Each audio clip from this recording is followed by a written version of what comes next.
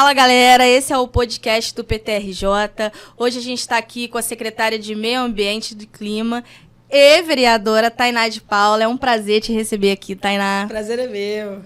Ai, boa tarde. Boa tarde, galera de casa. É um prazer enorme. Estou muito feliz em estar aqui com essa mesa petista de mulheres. É um prazer enorme receber você aqui hoje, Tainá. Vamos com tudo. E para começar, fiz meu dever de casa, fiz uma pesquisa sobre a senhora. Estou aqui com algumas perguntas. E eu queria saber, eu sei que você é cria da Praça Seca. Que você viveu lá a sua vida toda, que você é uma mulher favelada. E eu queria entender esse processo de pessoa, de como você se entende e o que te levou a entender que você queria ser uma parlamentar. Como é que foi esse processo para você na sua vida, de vivência, de chegar e entender, quero me candidatar, quero ser uma mulher, quero ser uma candidata, botar meu nome na rua, representar o povo. Como é que foi para você esse processo?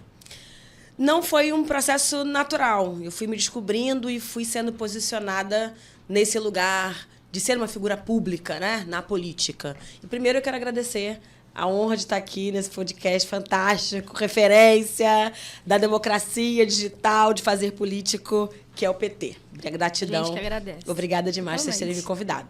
Uma honra. E na Praça Seca, você tinha dois caminhos. Você assumir o seu lugar de pobreza, o seu lugar de negligência nas políticas públicas e todas as dificuldades que é ser uma figura periférica, ou outro caminho que é se organizar e discutir qual é a melhor forma de você exercer individualmente, coletivamente, lutas, pautas para você construir melhorias para você individualmente e para sua favela, para sua quebrada. Eu fui muito jovem, aproximada de espaços de militância, espaços de reivindicação. Eu participei amplamente da Pastoral de Favelas, eu fui filiada, né, no meu primeiro momento de PT aos 16 anos, então a militância estudantil é algo que foi muito potente, muito importante para a minha formação política partidária, sem dúvida alguma. Mas eu fui gradualmente entendendo e admitindo para mim mesma que eu era importante, não só por ser uma mulher preta viva, não só por ser uma mulher preta de favela, mas por eu conseguir, através das minhas falas, através das minhas lutas, das minhas pautas, compreender e representar. Eu acho que a palavra melhor que mais cabe é representação. Representar pessoas que não estavam, de longe, representadas em espaços de discussão e principalmente de decisão. Eu sou a primeira mulher que acessa a universidade no loteamento. Eu sou a primeira mulher da escola pública, né? Eu sou oriunda do Pedro II, sou uma aluna que todo mundo viu crescer, que todo mundo deu carona para chegar no ponto de ônibus, que todo mundo fez vaquinha para bancar material escolar. Eu sou uma produção não só da minha família, mas também daquele coletivo ali, né? Eu sou filha com muito orgulho do loteamento, essa favela que não tem nem nome, mas que me forjou como uma figura não só política, mas muito empática, muito sensível às maiorias vulneráveis, né? Aqueles que mais precisam de gente como eu. Tainá, você é uma acadêmica, né? Uma acadêmica. Eu não gosto muito disso não, mas eu sou. E uma arquiteta. Eu lembro que durante o período eleitoral, um pouco antes, na verdade, da campanha, né? Eu conversava com um amigo, na verdade, meu irmão, né? E ele falava, Tainá vai ganhar. Eu falei, por que você acha isso? Ele, não, porque ela está em todas as rodas de conversa, ela está em todos os espaços de discussão sobre a cidade. Então, eu acho que ela é um nome muito forte para ser vereadora e ela vai ganhar. E ele falava, né, sobre essa trajetória, né, que inclui a arquitetura e também a universidade. Eu queria que você falasse um pouco disso, né, de como a universidade, a arquitetura te ajudou a pensar a cidade e forjar aí esse espaço político que você ocupa hoje. Não, isso... Acho que eu nunca falei isso publicamente, raríssimas vezes eu falei, mas eu me tornei arquiteta por conta da Praça Seca e por, desde cedo, entender que tinha alguma coisa errada na cidade.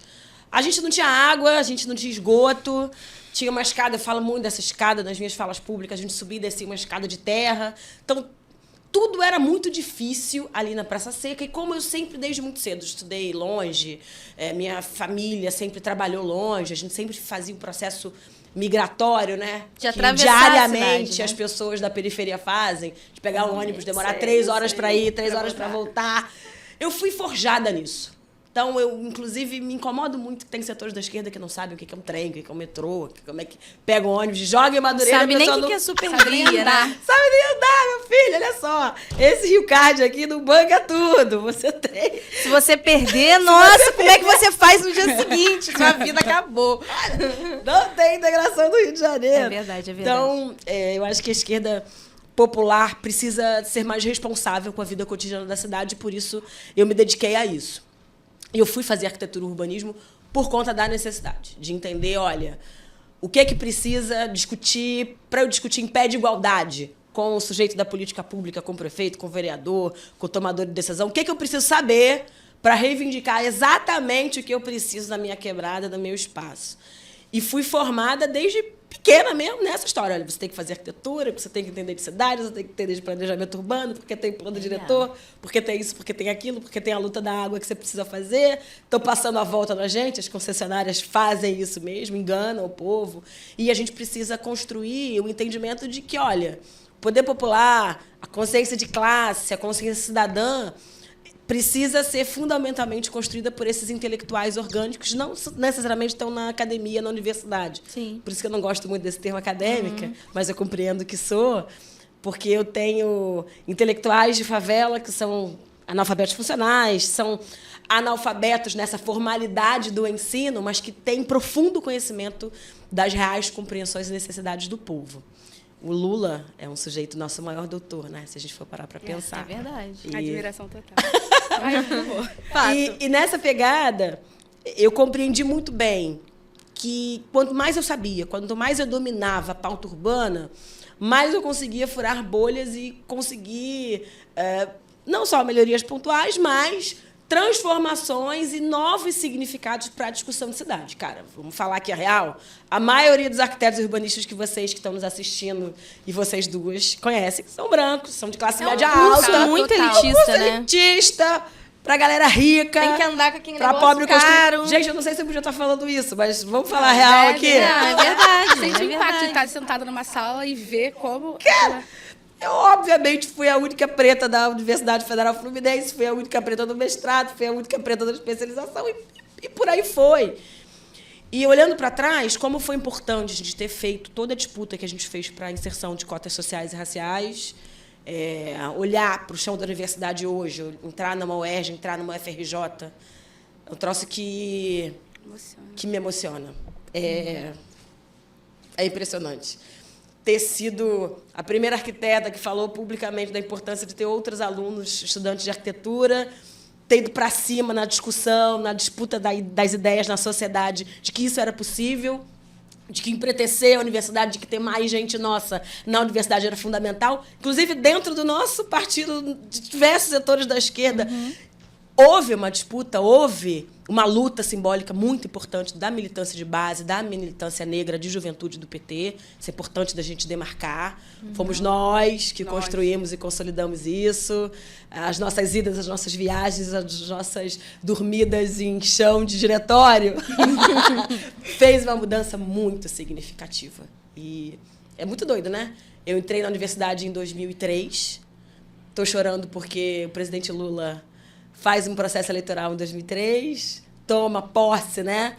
Naquele 2003 para 2004, e eu participei dessa construção de Brasil, que empreteceu a universidade, que empreteceu a discussão de agenda urbana, que pautou a discussão de um novo Estatuto da Cidade, do Minha Casa Minha Vida, de um PAC, de urbanização de favelas. Fez muita coisa. Acesso. Muito bom, muito bom. Ai, muito potente. Muita. Eu fico assim... Eu tenho uma pergunta para você, que a gente sempre tem feito para as mulheres que têm vindo aqui. E para você eu quero fazer para além, porque a gente sabe que a política é muito dura. E é uma realidade. Duríssimo. E aí eu queria perguntar para você, como é para você estar na política sendo mulher, negra, periférica e mãe? Porque quando você vem para a política, você já era mãe. Então, isso tem todo um processo. A gente já sabe que a política é um lugar machista e que já é duro. Quando você é mulher, preta e favelada e mãe, que peso isso tem para você? E por que o Partido dos Trabalhadores para você? Por que você escolheu o Partido dos Trabalhadores? Olha que pergunta potente. É curioso que a maternidade, ela me ajudou muito a fazer o giro de me reivindicar uma figura pública, de me reivindicar uma liderança. Eu sempre fui base, eu sempre fui braço operativo de outros processos políticos que eu achava e que os outros achavam mais importantes. Inclusive, eu tenho eu já falei isso pra vocês. Eu tive 2 momentos no PT. Eu me desfiliei em 2013. No 2013... Uma loucura, a gente tentava as divergências. Eu não quero falar do passado, quem fala de passado é museu. Futuro, agora, é o agora, now. Mas eu saí nas divergências para me reencontrar no processo político de reconstrução do Brasil. Como isso foi importante para minha formação. E aí, quando eu me desfilio, eu me encontro, obviamente, no ativismo, nas lutas do movimento de mulheres negras. Existe uma pulsação muito grande da sociedade por outras formas de organização. Todo mundo questionou, em maior ou menor medida, as organizações partidárias. Acho que isso foi um extrato, né? Claro que o fascismo, o bolsonarismo surgiu, mas as novas formas de organização, elas nem tão novas assim. A gente voltou a discutir trabalho de base, a gente voltou a discutir organização comunitária, pontos de discussão, de debate interno que a gente tinha, mas que, de certa forma, eram sufocados por uma política que era majoritária e hegemônica naquele contexto. Foi preciso passar por um processo grande de transformação política para a gente ter CPLs, os comitês populares de luta, uma nova forma de organizar, pensar um outro posicionamento e uma outra postura frente lideranças como eu. Eu sou uma liderança de um outro tempo de fazer político. Eu consigo compreender as formas tradicionais da organização, mas eu também consigo compreender o espírito do tempo. Você se arejar e ser um partido capaz de absorver os novos espíritos do tempo é muito importante. E só o PT consegue fazer isso, porque o PT, ele é construído na disputa teórica e conceitual de que o povo é capaz de se auto-organizar, de construir processos. Isso. Nós não somos a política hegemônica. Nós somos a contra-narrativa. O Bolsonaro se consolidou como um sujeito que nega a política tradicional, que é uma nova política. Desculpa, mas o PT que fez isso, o PT continua fazendo. O PT emplacou um sujeito que ficou preso 580 dias a partir de uma ideia. Não é sobre o lulismo, não é sobre o que nós, individualmente, petistas, somos capazes de construir, mas o que a gente coletivamente consegue transformar e produzir. Não tem nenhum outro partido que me encaixe. Eu sou muito... Eu não estou neste tempo. Eu sou uma mulher da Praça Seca, que passou fome, que vem de uma trajetória de vida não tão distinta de tantos outros favelados, de tantas outras faveladas, mas que consegue fazer o giro nos espaços institucionais de poder e construir não só a base social, mas disputa de ideias, disputa de narrativa, disputa de modelo de sociedade. Não tem partido capaz de ser instrumento hoje que não seja o Partido dos Trabalhadores. Capaz de produzir do meu Comitê Popular de Luta, no meu núcleo de base, até a disputa do que a gente entende como o ecossocialismo que disputa o extrativismo brasileiro do capitalismo, né? Numa escala global de disputar o modelo de sociedade que a gente quer, eu acho que é só o PT mesmo que fez isso. Essa sua fala me traz uma frase na cabeça de musiquinha que a gente sempre canta no movimento estudantil, que é: bate panela, pode bater. Quem tira o povo da miséria é o PT. Ponto. É isso. Ponto. É isso. É verdade, é verdade.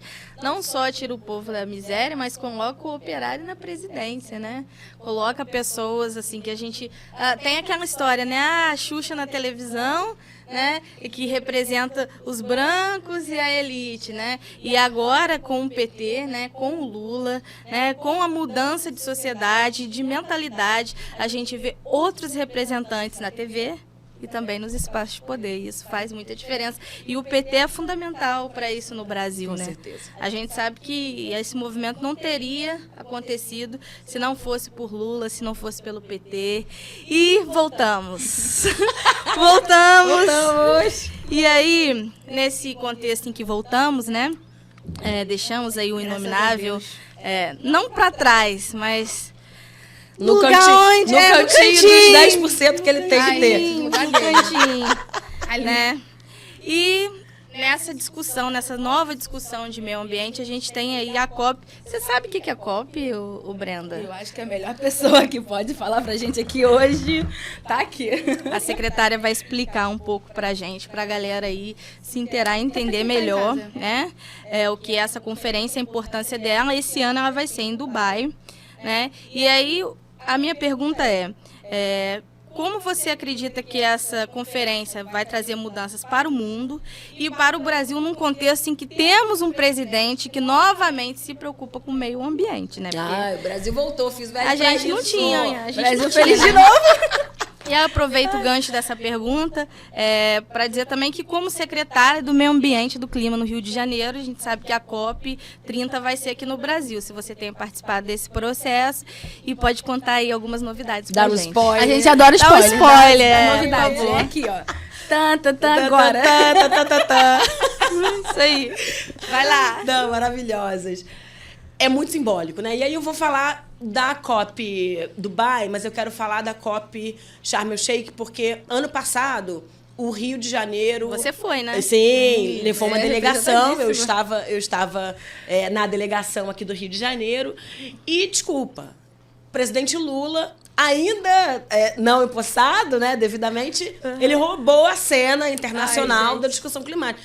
Cara, como a gente fala pouco disso, a gente bota pouco os nossos louros na mesa e é muito importante a gente falar do tamanho do Lula internacionalmente, como isso é importante para o Brasil. O Brasil destroçado, que ficou na lanterninha do conhecimento, do saber, da ciência e, claro, dos cenários de futuro que estão sendo desenhados, principalmente nas nações do Norte e América Latina, entendendo que o Lula é um protagonista não só do Brasil, né? A gente se encastela um pouco por conta da dimensão continental do Brasil, mas esquece que o Lula acaba sendo um grande protagonista de todas as nações da América Latina. É verdade. Das Américas para além dos Estados Unidos, né? Pensando também na América Central e as nossas estratégias para fazer uma agenda mais ultranacionalista, mas entendendo as importâncias do Brasil no protagonismo internacional latino-americano. O que eu acho que é o grande tema hoje, pensando o foco climático? A gente angariar recursos. Nós precisamos responsabilizar as grandes nações sobre o que vem fazendo. A gente fala de reduza o seu lixo, consuma menos. A gente tem agendas positivas na pauta ambiental, mas a gente precisa admitir que o capitalismo vem acirrando e colocando para nós, principalmente para os países pós-colonização, uma conta que objetivamente não é nossa. Nós não estamos produzindo os produtos tóxicos, os produtos de grande intoxicação alimentar. Nós, objetivamente, não estamos consumindo o tanto de gás carbônico, o tanto de gás de efeito estufa, que faz com que chova mais, que faz com que a gente fique à mercê das intempéries climáticas. Vem chovendo mais. As chuvas de 50 anos são as chuvas que estão acontecendo de 2 em 2 anos. A gente sabe o que aconteceu no Rio de Janeiro há meses atrás, a gente sabe o que aconteceu em Petrópolis anualmente. E isso é um movimento cíclico de responsabilidade não só das cidades, mas também do país, mas também, principalmente, dos países, das grandes nações que centralizam o grande capital e não pagam a conta, não dividem a conta das suas responsabilidades. E acho que o Lula, tanto na COP anterior quanto na próxima COP, que é essa grande conferência que organiza, né, os nossos acordos internacionais, olha, nós não vamos aumentar as nossas temperaturas, nós vamos consumir menos. São os acordos que, desde 2015, no Grande Acordo de Paris, vem pactuando ano a ano como é que a gente está e em que estágio de desenvolvimento ambiental e climático a gente está. E o Brasil está mal, tá? O Brasil não está bem. Os anos de Bolsonaro foram péssimos. A gente bateu todos os recordes nos últimos 20 anos de desmatamento. Então, a gente tem alguns avanços que estão sendo anunciados agora no Diálogos Amazônicos. A gente tem aí 42% de diminuição do desmatamento da Amazônia. Nós temos uma política finalmente acontecendo para o Cerrado e para a Mata Atlântica, mas muita coisa foi desmontada, A gente muita sabe coisa que foi passou destruída. a boiada, né? Passaram a boiada com vontade, foi um alinhamento, foi Sem dó. um dos ministérios que mais funcionou do ponto de vista de política, infelizmente mais entregou, tanto do ponto de vista legal, do ponto de vista de legislação, de flexibilização de parâmetros, de regularização de extrativismo, de regularização de agrotóxico. A gente não deu conta de retirar todas as licenças de agrotóxico do Brasil ainda. O fato é que tem uma geração Bolsonaro que morreu de Covid, que está morrendo de Covid lenta e que, muito provavelmente, nos próximos 10 anos vai adoecer e, infelizmente, falecer por conta do aumento dos agrotóxicos que a gente vem consumindo na era Bolsonaro. Bolsonaro matou muito durante o seu governo e vai continuar matando nos próximos anos. Deixou um legado de morte. Um legado de morte, isso mesmo. Infelizmente. E falando em retrocesso, já que a gente está nessa pauta desse ex-governo, graças a Deus passou. O inominável. Eu queria te perguntar o seguinte, Tainá. Você fez uma campanha num período de retrocesso enorme. Você fez quase 25 mil votos. Foi. Uma campanha linda que eu estava aqui acompanhando de longe, com pessoas envolvidas que eu admiro muito. E eu queria te perguntar qual o maior desafio você vivenciou nesse seu período da sua campanha para a vereança? Que você pudesse apontar Não, como cara. lembrando que a gente estava num cenário de muito retrocesso, Caos. né? Retrocesso, Caos. e Muitas retrocesso. dificuldades, de pedrada e tudo, né? Conta aí. Desânimo. Eu lembro do primeiro dia de campanha. Nós tínhamos um tamanho político do pós-Lula preso, um tamanho político onde a gente não via cenário de reconstrução, não só do PT, mas espaço para a esquerda como um todo. E, localmente, a gente ainda sentia o crivelismo, né? A era Witzel. Nós tínhamos uma trinca terrível, que era Bolsonaro, Wilson Witzel e Crivella como prefeito da cidade do Rio de Janeiro. Existia um banzo, né? Quem é de axé sabe bem o que significa isso. Existia um banzo, um desânimo coletivo das pessoas do Rio de Janeiro e, vamos falar a verdade aqui, A energia ruim aqui assim, uma né? energia grande, vai, um buraco. As pessoas veem ciclo eleitoral a ciclo eleitoral se sentindo desestimuladas com a política e a ausência de a diminuição, né? O tal do voto nulo. Ah, eu não quero. As pessoas simplesmente não saem de casa para votar e isso foi muito claro na campanha de 2020. O primeiro dia do período eleitoral foi muito simbólico desse processo, do aumento do bolsonarismo, como o bolsonarismo estava entranhado, né, na população, e no Rio de Janeiro isso, infelizmente, era muito vívido no processo eleitoral de 20. Mesmo depois do 18, outras cidades arrefeceram, se acomodaram, mas no Rio isso estava muito forte. Um clima de violência, né, à esquerda ainda, e um cenário muito hostil.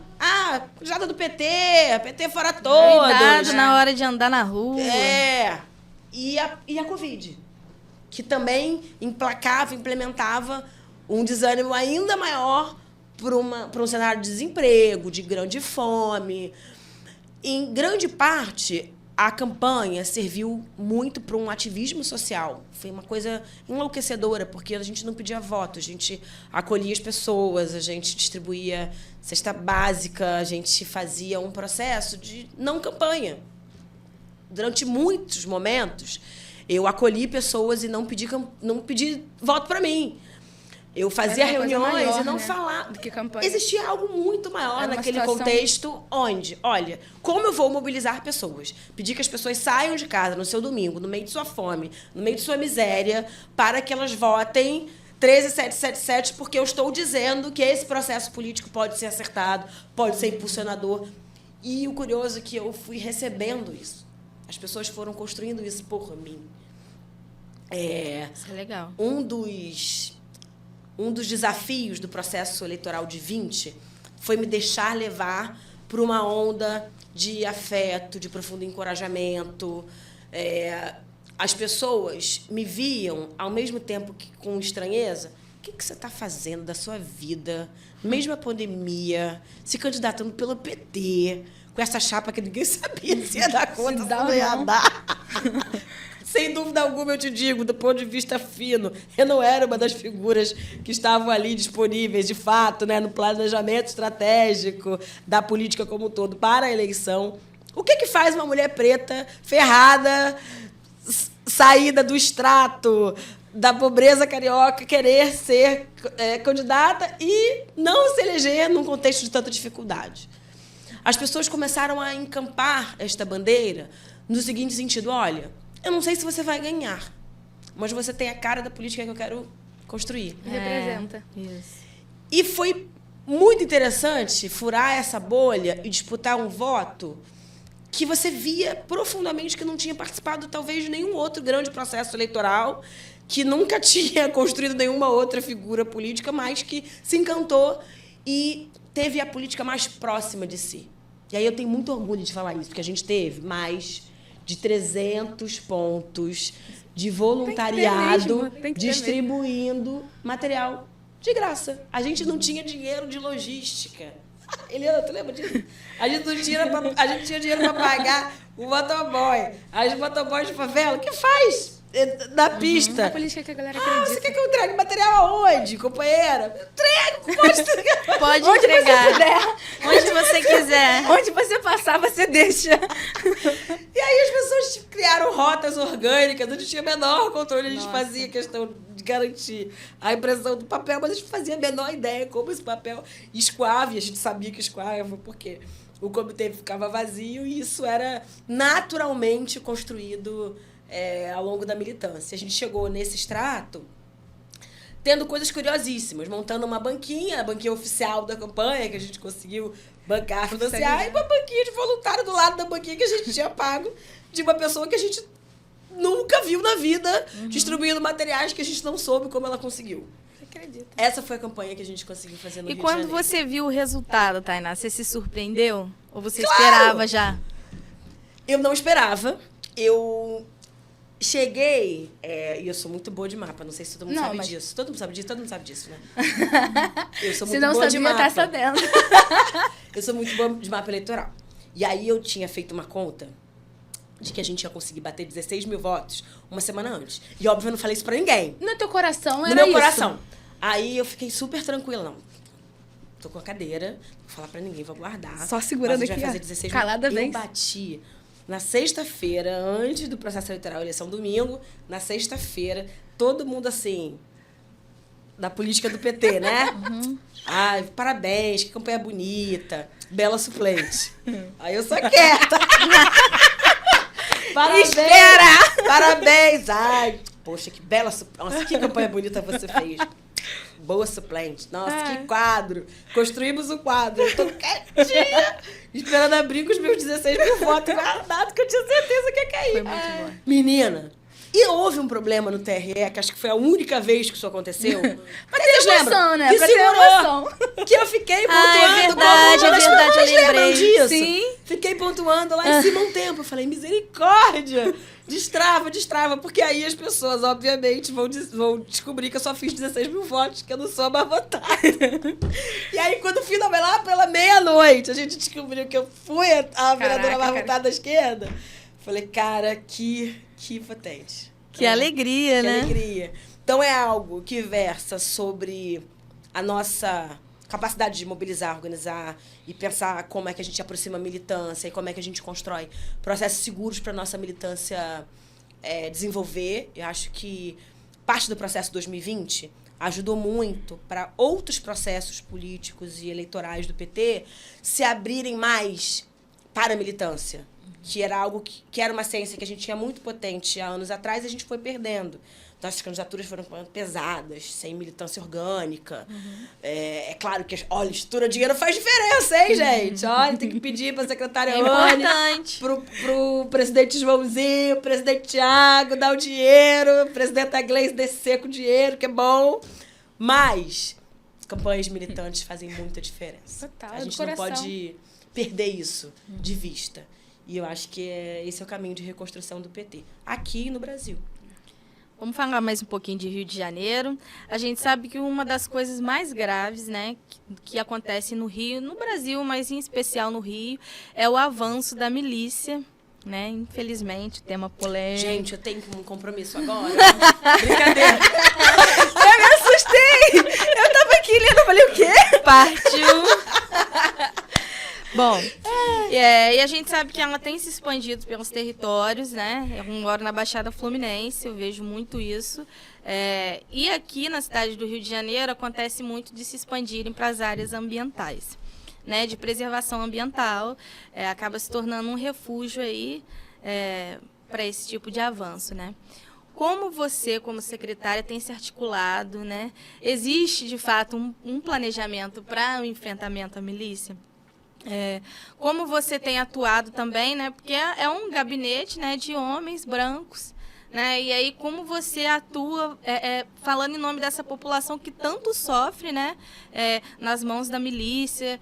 É muito difícil, eu nem gosto de falar desse tema, mas não tinha como entrevistar a Tainá de Palma e não falar desse tema.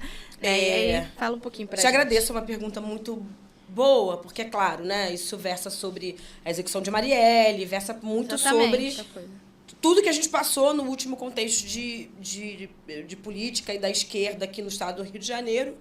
E eu sempre bato na tecla que a gente, em alguns momentos, ou romantizou essa discussão, esse diálogo, né? Transformando uma discussão entre nós e eles, fazendo uma discussão muito tropa de elite, né? Uhum. Existem heróis, existem mocinhos, existe esse mal que não pode ser combatido numa provocação que olha, está tudo dominado, o Estado está totalmente construído ao redor da milícia e nós não podemos fazer nada sobre isso. Próximo ponto. O que eu acho? Isso passa, né, objetivamente, por uma nova condução do debate da segurança pública. A discussão que a gente fala nos atos, né? Polícia Militar tem que acabar, e eu não acredito que o caminho é a eliminação da Polícia Militar, mas um debate que faça reciclagem, empoderamento, construção de uma nova corregedoria e processos de discussão de como nós qualificamos o nosso diálogo sobre drogas e sobre intervenção territorial, isso precisa ser feito. Hoje existe uma narcomilícia, eu não acredito mais que existe um crime organizado desassociado do poder paralelo do Estado, que são as polícias, a polícia oficial, estatal, ela constrói redes de relação muito sólidas e funciona tanto quanto milícia, por hora, mas também como grande traficante, como interlocutora desse tráfico organizado. PCC e a quadrilha do Batman se dialogam mais do que eu e você dentro do PT. É um extrato do que a gente precisa admitir e encarar para o futuro de uma cidade de grande contradição e problema como o Rio de Janeiro é. Numa outra chave, diferente de outros estados, o Rio de Janeiro, a milícia do Rio de Janeiro, esse poder paralelo do Rio de Janeiro, entendeu que é muito mais barato e muito mais rápido você se instituir como poder oficial, ou seja, você disputa mandatos e você disputa espaços de poder, do que passar uma procuração para outros representarem você. O miliciano não quer mais financiar um político XY, o miliciano quer ter um representante chapa pura, e por isso tanto a LERJ quanto a Câmara de Vereadores do Rio estão dominados por poderes, obviamente, que são locais, mas a gente sabe muito bem de onde vem o recurso, de onde e quem são esses atores que financiam e quais são os negócios oficiais. A discussão do limite, né, onde começa a unidade de conservação e onde começa a área de expansão da milícia, ela é muito sensível. Hoje, a prefeitura não tem condições estruturais, desde o ponto de vista físico, salvaguarda dos seus fiscais, da salvaguarda da secretária. Vamos combinar que a gente não aguenta, não suporta mais a ideia de perder uma parlamentar negra nesse contexto, pela violência da narcomilícia.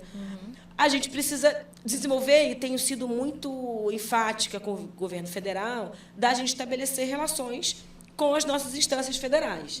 Ministério Público Federal, Polícia Federal e o Ministério do Meio Ambiente precisam fazer um pacto de cooperação, um acordo de cooperação, para a gente fazer o acompanhamento fino, inclusive com um gargalo que é.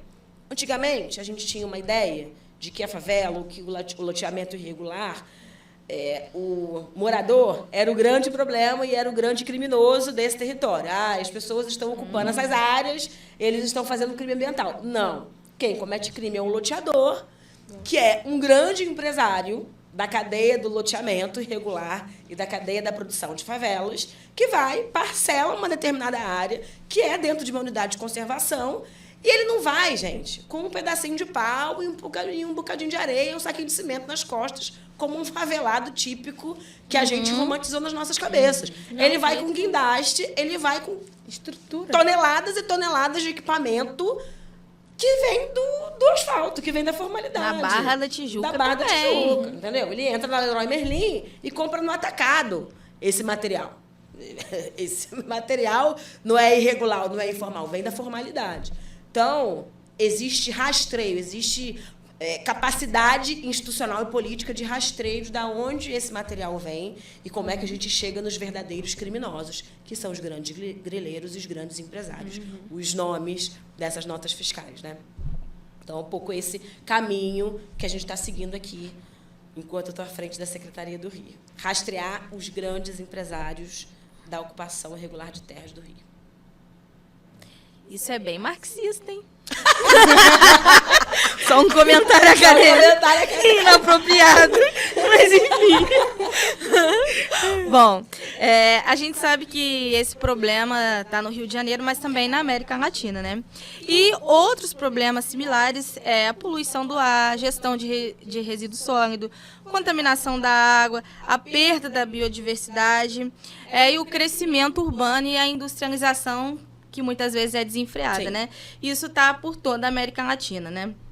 E aí eu queria que você falasse se existe, né, tanto com o Rio de Janeiro ou no governo federal, alguma solução compartilhada, né, que tem sido pensada, ou algumas, né, e de que forma você tem acompanhado esse processo, né, como secretário do Meio Ambiente e também como uma pessoa muito interessada no assunto. Sim.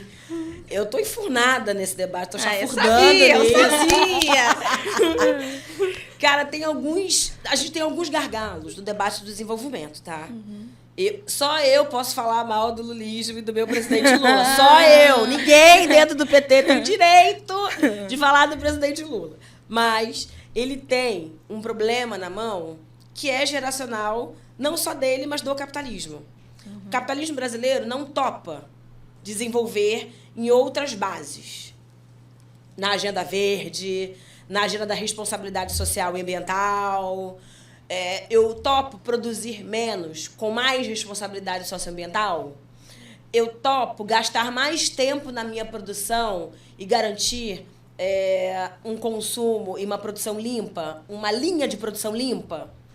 São pontos que precisam ser refletidos. Recentemente, o presidente Lula e a ministra Marina Silva foram tocados por essa discussão, né? Eu vou perfurar a foz do Amazonas, eu não vou perfurar a foz do Amazonas. É cedo ou não é tão cedo para levantar determinadas discussões? Eu acho que, na linha de desenvolvimento brasileiro, nós ainda temos muito a desenvolver. Inclusive, nós passamos por um processo de desindustrialização muito profundo, que acirra ainda mais a falta de emprego, a diminuição de postos de trabalho. A gente ainda tem, perdão pelo trocadilho horrível, mas a gente ainda tem muito carvão para queimar no que se chama desenvolvimentismo no Brasil. Mas olha só, eu não topo fazer uma agenda de desenvolvimento, e talvez o presidente Lula esteja nessa sinuca de bico agora, que é preciso dizer que empresariado brasileiro, capital produtivo brasileiro, vocês vão produzir mais, eu quero mais postos de trabalho, mas vamos fazer um pacto de descarbonização nos próximos 10 anos? Ixi. Então, vamos fazer um pacto de logística reversa? Vamos combinar que nos próximos 20 anos vocês vão deixar de produzir plásticos de uso único para as minhas tartarugas marinhas não morrerem? É porque é bonito na propaganda, né? Mas dificilmente o empresariado brasileiro, no geral, vai abraçar, né? Mas na hora de colocar lá no comercial... Gente, Na favela a gente fala um troço que é assim, quem quer rir tem que fazer rir. É verdade. O empresariado brasileiro precisa compreender que nós vamos chegar num teto que, inclusive, hoje insere. Um teto na qualidade da água, um teto na qualidade do ar, um teto nas nossas capacidades de expansão dos próprios mercados. O extrativismo tem teto. Tá aí a África que não nos deixa mentir. E Então, a responsabilidade com as novas gerações também, né? Acho que não é possível o desenvolvimento do Brasil, das cidades brasileiras, sem impacto social e ambiental. Isso acho que precisa ser muito demarcado e a nova presidência da Petrobras está muito afinada e antenada, assim como os nossos bancos, Caixa Econômica e BNDES, estão compreendendo e se compreendendo participantes desse processo. Olha, eu vou financiar projetos de energia limpa. Eu vou incentivar empresas de responsabilidade ambiental e por aí vai. Eu acho que esse arranjo do tal ESG, né, que ficou super na moda, ESG, todo mundo quer... Vou gastar o meu inglês aqui, mas é o seguinte, o novo pacto social, governamental e ambiental precisa ser feito no chão do hoje. Estou brincando muito, falando muito que não tem plano B para o meio ambiente, não existem discussões que podem ser colocadas para o futuro, porque o futuro já chegou.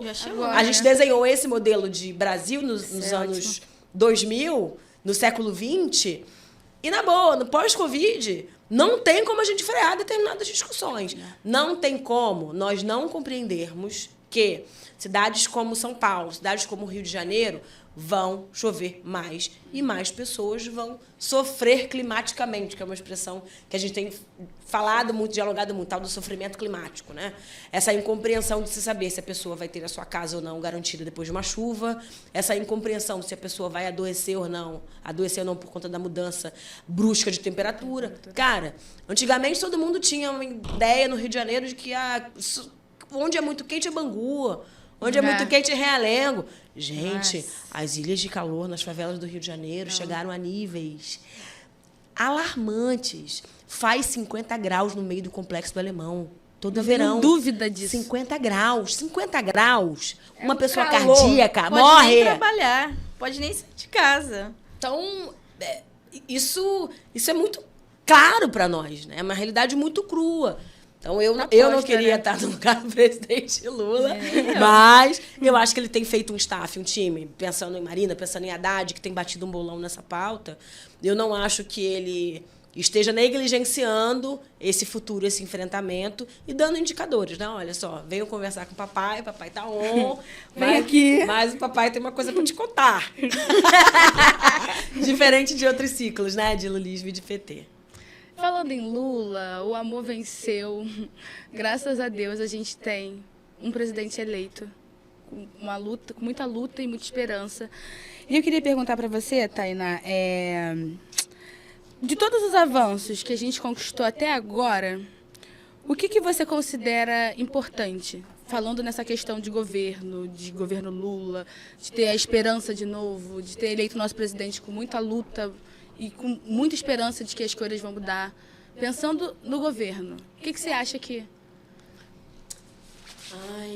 Essa pergunta é difícil. Não, porque tem tanta coisa. É tanta coisa. Me aponta uma. Você acha que... Eu tô muito tocada pelo Mais Médicos. Pela volta do Mais Médicos. Porque é algo que impacta tanto a vida das pessoas. Que é uma disputa de narrativa importante, porque o Mais Médicos, vejam vocês, a nossa base social popular ficou contrária ao Mais Médicos. Criminalizaram o Mais Médicos. O povo que mais precisava, o povo que foi entulhado na Covid, que foi entulhado nas unidades básicas de saúde, ficou contra o Mais Médicos, gente. Então, assim, a mamadeira de piroca me incomoda muito, mas o Mais Médicos, a criminalização do Mais Médicos, para mim foi uma disputa de narrativa suja.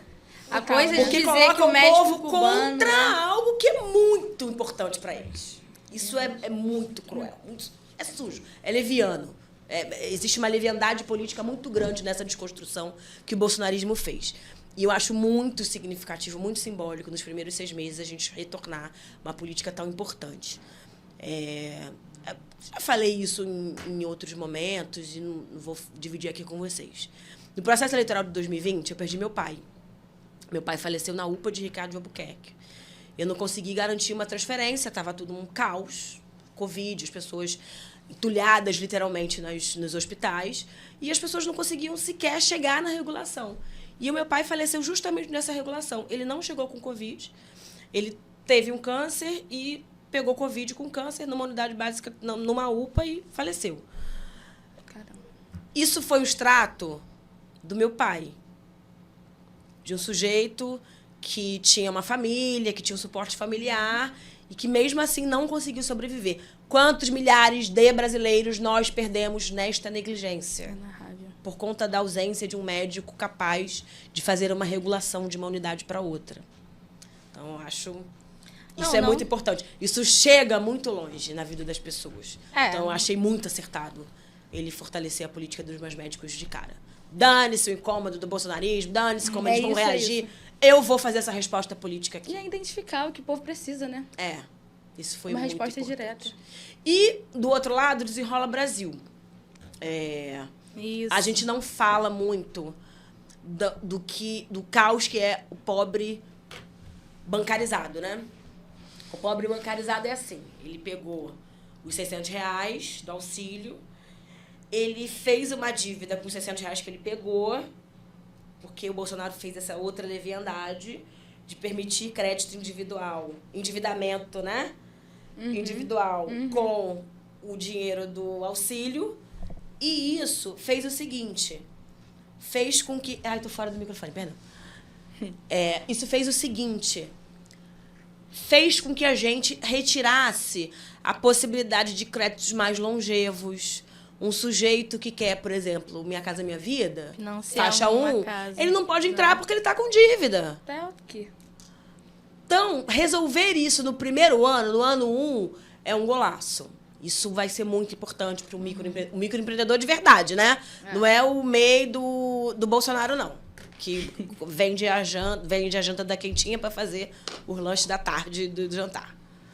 Mas ajuda o ciclo das pequenas empreendedoras, ajuda o ciclo da população ribeirinha, de vários e diversos ecossistemas onde a renda individual fragilizada e impossível de se bancarizar rapidamente, né, com alguma irregularidade no seu CPF, isso dá um impulsionamento e uma sensação de equilíbrio na economia que a gente vai ver num curto prazo. Não é só isso, também muda a vida das pessoas de fato, né? É horrível, meu nome tá no SPC, claro, eu tô endividado. Autoestima, né? Claro. Autoestima. Gente, lógico. Eu, como uma pessoa pobre, da periferia, sempre ouvi na minha família o seguinte, tudo que você tem é o seu nome. É o seu nome. Tudo. Seu nome. Minha mãe me fala, preserva teu nome, porque é tudo que você tem. Preserva teu nome. Essa questão da saúde também, Tainá, que você fala, me toca muito também. Eu também perdi meu pai de Covid, né? E ele teve o apoio de uma rede particular, né? Ele tinha plano de saúde. Porém, a vacina dele atrasou 4 vezes. Né? Então, a gente voltar a ter um governo que se preocupa com a saúde, mas não só com a saúde, com a vida das pessoas, sabe? Um presidente que realmente considera a vida das pessoas, que elas continuem suas histórias, sabe? Meu pai era jovem, tinha uma saúde de ferro, contava os dias para retornar, né, o convívio com a gente, e ficava, filhona, que ele me chamava eu e meu irmão, filhão e filhona.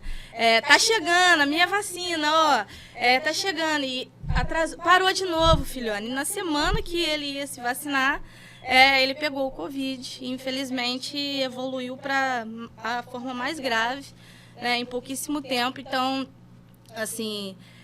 eu me comovo com o que você diz e, para mim, assim, quando o Lula ganhou, né, a eleição, eu lembro muito claramente da minha mãe sentada no sofá da sala e falando, hoje a justiça foi feita. Então, eu acho que essa sensação de muitos brasileiros, né, realmente... Vai, Brenda. Ai, gente, olha, eu poderia ficar te ouvindo aqui 10 mil anos, você... É verdade. É bom demais, mas eu queria te fazer, a gente tá se encaminhando pro final. Mas... É o momento que vocês falam... Mas eu queria, Tainá, te fazer uma pergunta que eu tenho feito, que a gente tem feito para todo mundo que passa por aqui, que é a seguinte, por que o povo do Rio de Janeiro e do Brasil deve continuar acreditando no PT? isso é fácil. Ah, isso que eu gosto. Até que filma foi fácil. Isso é fácil. Pessoas maravilhosas que estão nos assistindo.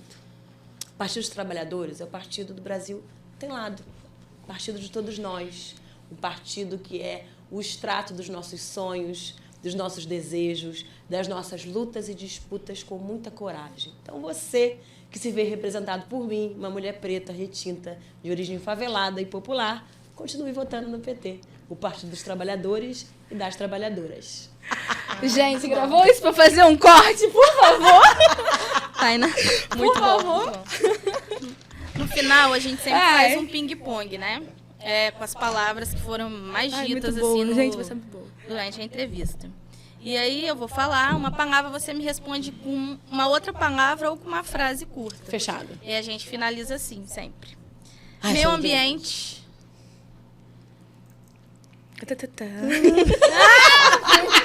Isso é difícil. Eu sou prolixa pra caramba! Vai, uma frase, Vamos lá, uma vamos lá, frase. vamos focar, foco, vamos lá.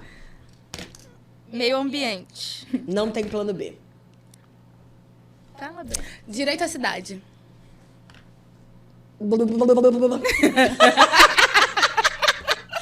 Vamos lá, de novo. Direito à cidade. Luta coletiva.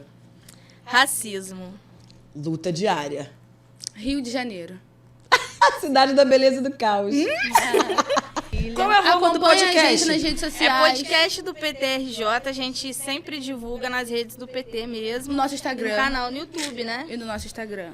Acompanhe. Arroba podcast do PT. Arroba PTRJ13. Arroba PTRJ13. Arroba Tainá de Paula RJ.